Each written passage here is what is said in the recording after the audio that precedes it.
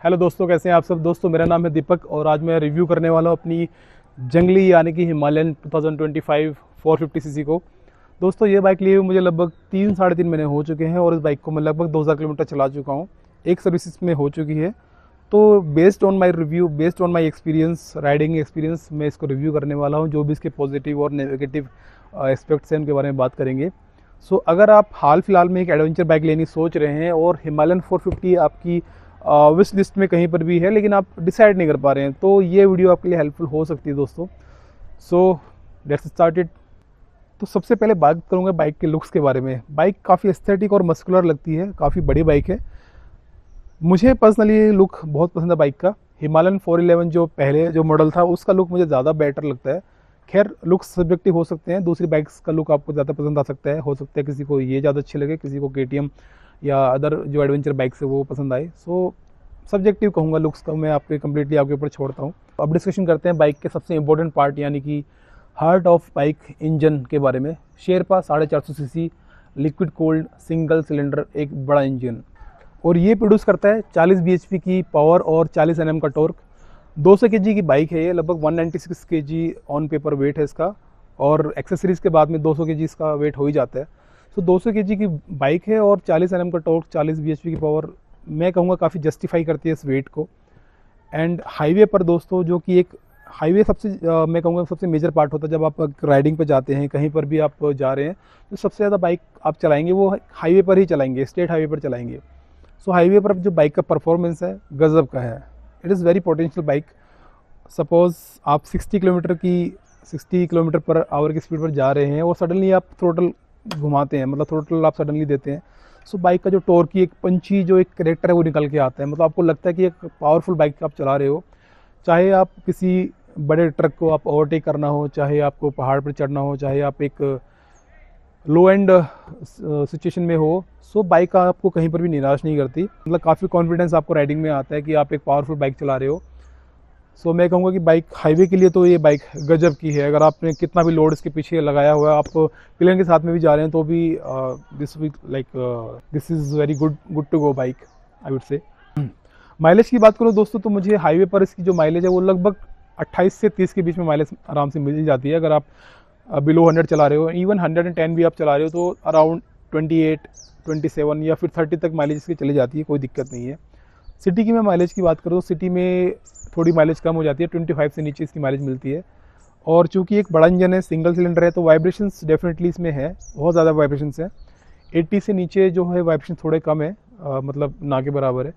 जो बज़ आने शुरू होते हैं 80 किलोमीटर पर आवर के बाद में थोड़े बज़ आने शुरू होते हैं।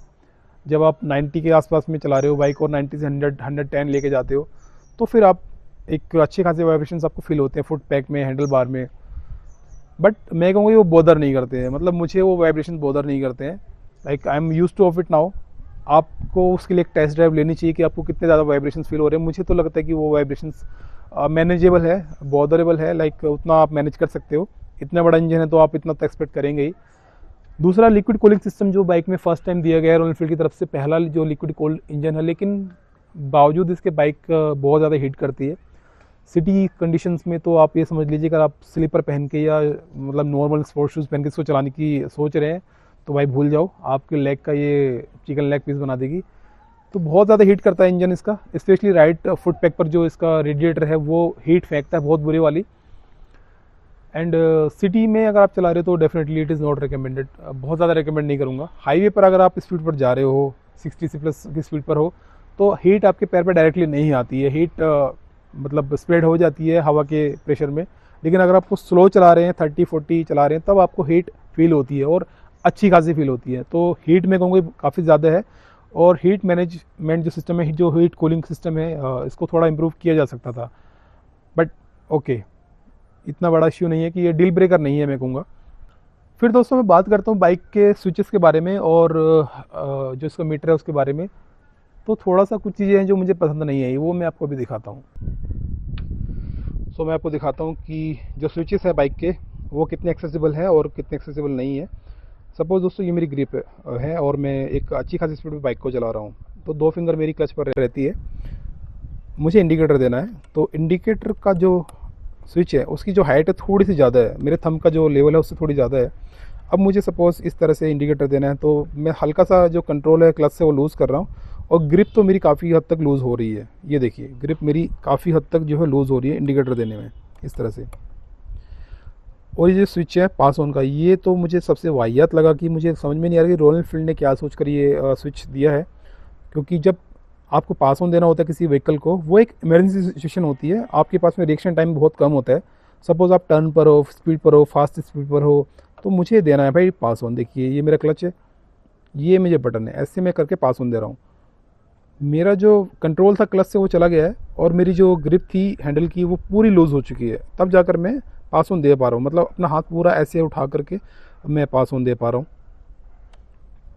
कोई यूज़ नहीं है, there is no use of it. So ये कम्प्लीटली वेस्ट है। मैं कहूँगा कि पास ऑन का बटन बहुत रिस्की पोजीशन है इसकी, तो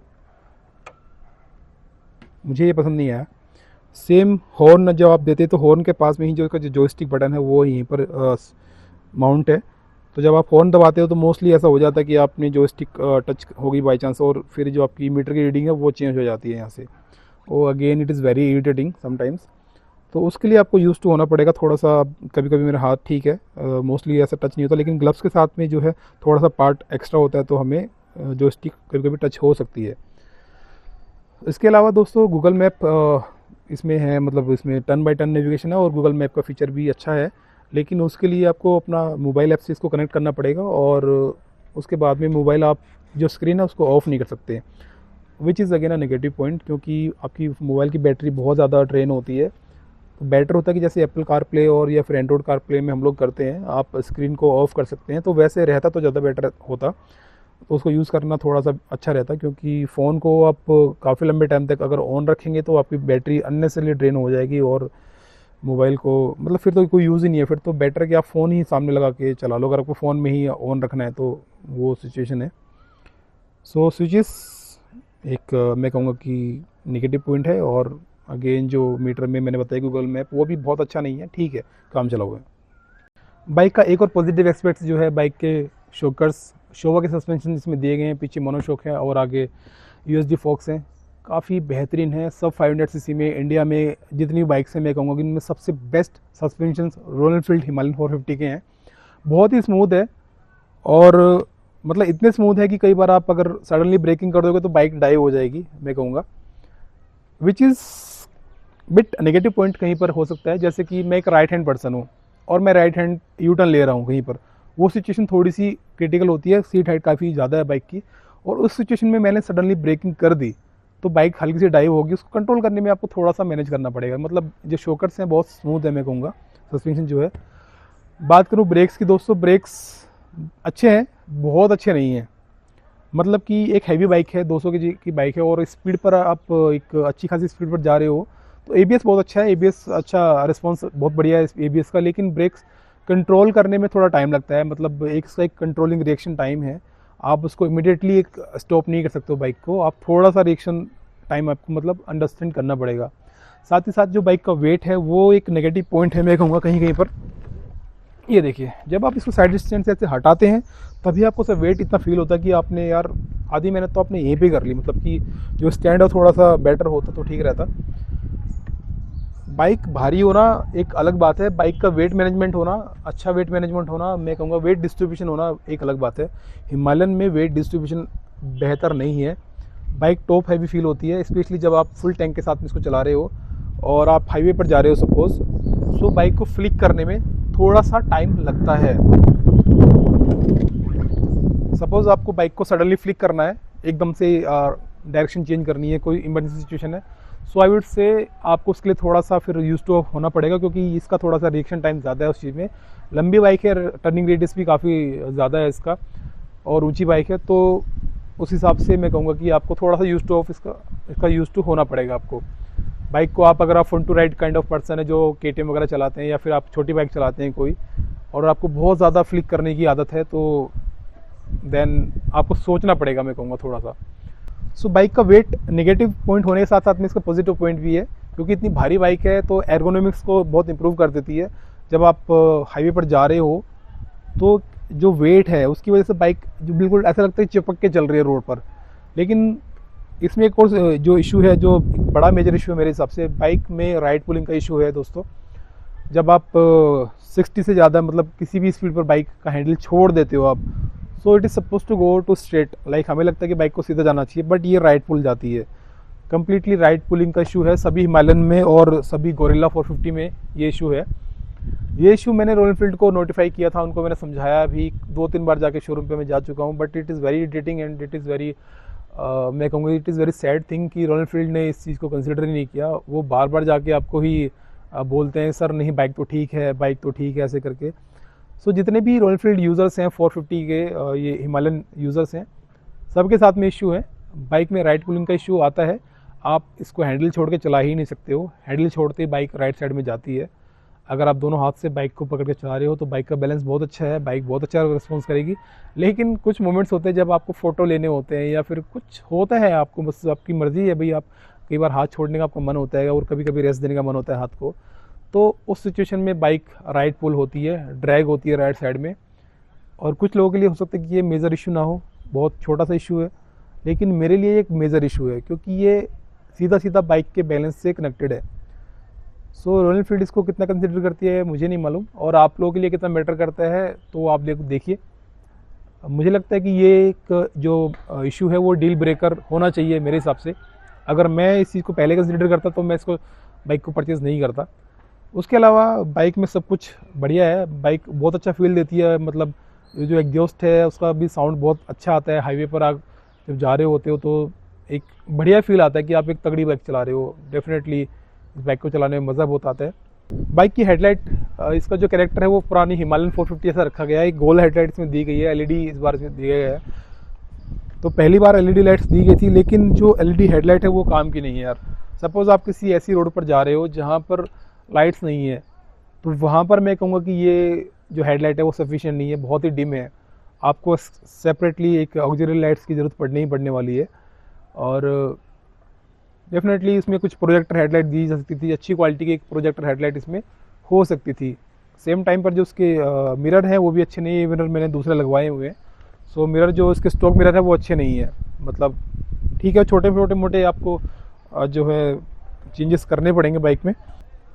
सो दोस्तों जो बाइक के स्टॉक टायर्स आते हैं वो ट्यूब टायर्स आते हैं। ये मैंने एक्सेसरीज का पार्ट है, आपको जब बाइक परचेज कर रहे हो तो सेपरेटली आपको 12,000 रुपये एक्स्ट्रा देके ये बाइक में टायर्स आपको लगवाने, सॉरी जो रिम्स है वो लगवाने इंस्टॉल करवाने पड़ेंगे। अभी अगर आपके पास में ऑलरेडी एक हिमालयन बाइक है और आप ये जो रिम्स है ट्यूबलेस रिम्स है ये आप डलवाना चाहते हो तो उसका प्राइस 40,000 कर दिया गया है। मतलब 40,000 के सिर्फ पहिए, मतलब सिर्फ जो रिम्स है वो 40,000 के हैं। मतलब कि पार्ट्स बहुत महंगे हैं बाइक के, ब्रेक शू भी बहुत महंगे हैं। आप एक जनरली जैसे क्लासिक 350 के जो ब्रेक शू आप ले लीजिए 350 रुपये के आ जाते हैं, 350-400 रुपये के आ जाते हैं। हंटर के हो किसी बाइक के आप ले लीजिए, इसके ब्रेक शू 3,500 रुपये के हैं यार एक साइड का, मतलब दोनों ब्रेक शू 7,000 के आसपास के। My God. So parts Himalayan के बहुत महंगे हैं, कोई भी पार्ट हो तो मेक श्योर बाइक आपसे टूटे फूटे ना, कुछ ऐसा आप ना करें कि ये बाइक में आपको खर्चा करवाना पड़ जाए। तो तो काफ़ी लोग इसको क्रिटिसाइज करते हैं बाइक को कि बाइक का चेसिस बहुत जल्दी टूट जाता है, ये हो जाता है वो हो जाता है। उसका इश्यू ये है दोस्तों कि जो बाइक का इंजन है वही इसमें चेसिस का काम भी कर रहा है। आप ये देखेंगे यहाँ पे जो ये वाला जो जॉइंट है ना, इसी में जो लेग गार्ड को फिट किया गया है और इसी में जो चेसिस का जो वेट है वो यहीं पर आ रहा है। तो एक आफ्टर मार्केट, तो दोस्तों इस सिचुएशन में आफ्टर मार्केट लेग गार्ड लगवाना बहुत रिस्की है मैं कहूँगा, क्योंकि कंपनी के पास में एक रीज़न मिल जाता है उनको बोलने के लिए कि आपने तो आफ्टर मार्केट एक्सेसरी लगवाई हुई थी तो हम इस पर कुछ वारंटी नहीं दे सकते, जबकि ऐसा नहीं होना चाहिए। और ये मैं कहूँगा कि थोड़ा सा नेगेटिव या हो सकता है, लेकिन ऐसा नहीं है कि ये अदर बाइक्स में नहीं है। ये सब बहुत सारी बाइक्स आजकल ऐसी आ रही है जिसमें कि जो इंजन है वही चेसिस का काम भी कर रहा है। सो ये मैं कहूँगा कि एक तरह का जुआ है, आप इट्स अ काइंड ऑफ बेट। आप लोग इसको कंसिडर करें या नहीं करें, तो मतलब मेरे हिसाब से तो ठीक है, मुझे कोई इशू नहीं है। 2000 किलोमीटर के अंदर कोई इशू नहीं है और कॉन्सेट भी मेरा एकदम परफेक्टली काम कर रहा है, अभी तो कोई इशू नहीं है। क्योंकि कॉन्सेट के बारे में सभी लोग बोलते हैं कि बहुत जल्दी हिमालयन का ख़राब होता है और मतलब क्रिटिसाइज 2-3 चीज़ों पर करते हैं इसको लेकर, बाइक के इंजन की जो चेसिस है और जो कॉन्सेट है उसके लिए तो बहुत ज़्यादा सुनने को मिलता है कि भाई तुम्हारा कॉन्सेट ठीक है चल रहा है। तो मैं कहूँगा कि भाई अभी तक तो चल रहा है, 2000 किलोमीटर तक तो कोई दिक्कत नहीं है। और बाकी अगर कोई इश्यू होगा बाकी तो मैं आगे ज़रूर वीडियो बनाऊंगा दोस्तों। कुछ पॉइंट्स हो सकता है मैं मिस कर गया हूँ या फिर छूट गए होंगे, सो आई होप कि मैंने काफ़ी जो है इंपॉर्टेंट पॉइंट्स आपको दे दिए हैं दोस्तों कंसिडर करने के लिए। सो मिलते हैं आगे की वीडियोज़ में। Thank you so much for watching guys, thank you so much.